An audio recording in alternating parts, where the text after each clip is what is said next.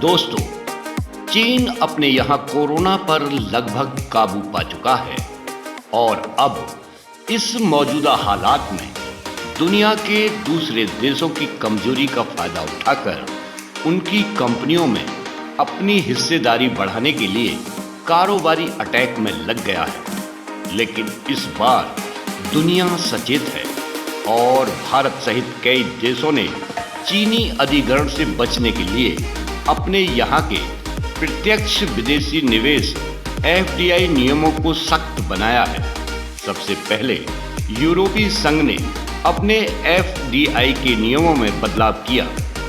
यूरोपीय संघ के सदस्य देशों ने चीन के बार्गेन हंटिंग को रोकने के लिए विदेशी निवेश पर अंकुश वाले नियम लगाए। जर्मनी, फ्रांस, इटली, स्पेन सहित कई देशों ने इसे अपनाया। इसी सूची में सबसे नया नाम भारत का है। भारत सरकार ने 17 अप्रैल को FDI के नियमों में बदलाव करते हुए कहा कि मौजूदा कोविड-19 महामारी के दौरान में भारतीय कंपनियों के अवसरवादी अधिग्रहण खरीद पर अंकुश के लिए ऐसा किया जा रहा है। चीन या किसी देश का नाम लिए बिना भारत ने अपने FDI नियमों में बदलाव करते हुए कहा, ऐसा देश जिसकी स्थल सीमा भारत में लगती हो, वहां किसी कंपनी भारत में बिना सरकारी मंजूरी के निवेश नहीं कर सकती। अगर किसी निवेश का लाभार्थी व्यक्ति किसी ऐसे देश में रहता हो या उस देश का नागरिक हो तो भी यही नियम लागू होगा। इसके अलावा सरकार ने एक और महत्वपूर्ण बदलाव करते हुए चीन की कंपनियों द्वारा अप्रत्यक्ष अधिग्रहण पर भी रोक लगा दी है। यानी अब किसी विदेश निवेशक के स्वामित्व में यदि कोई भी बदलाव होता है तो उसके लिए सरकार से मंजूरी लेनी होगी। अब चीन से आने वाले प्रत्यक्ष या अप्रत्यक्ष किसी भी तरह के निवेश के लिए सरकार से मंजूरी लेनी होगी। वैसे तो कोरोना वायरस की वजह से दुनिया की इकोनॉमी रेंगती हुई नजर आ रही है, लेकिन इस माहौल में भी भारत के लिए एक अच्छी खबर है। दरअसल चीन में सक्रिय करीब 1000 कंपनियां अब भारत में मौके तलाश कर रही हैं। मीडिया की खबर के मुताबिक कोरोना वायरस के कारण चीन में विदेशी कंपनियों को काफी दिक्कतों का सामना करना पड़ रहा है। इस माहौल में लगभग 1000 विदेशी कंपनियां भारत में एंट्री की सोच रही हैं।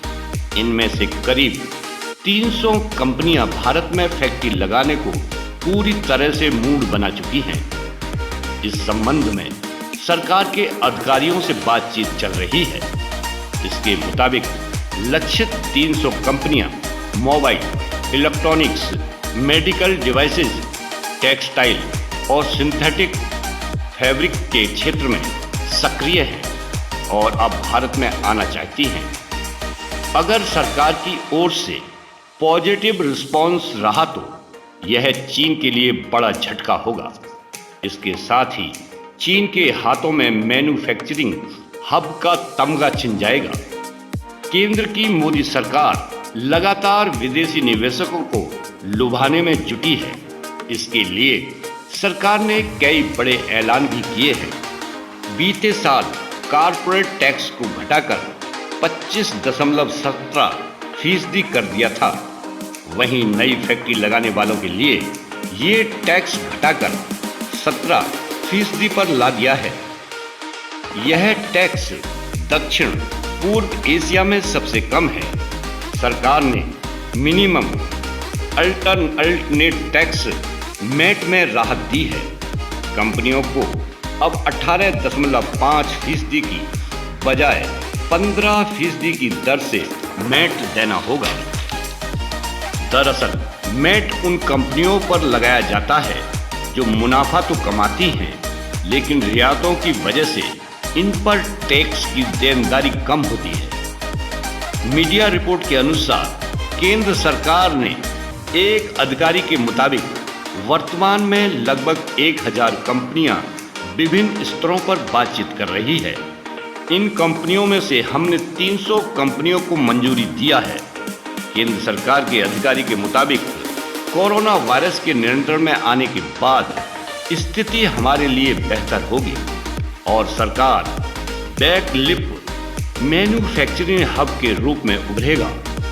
तो दोस्तों, ये जानकारी आपको कैसी लगी? आपके प्यार और सहयोग के लिए बहुत बहुत धन्यवाद।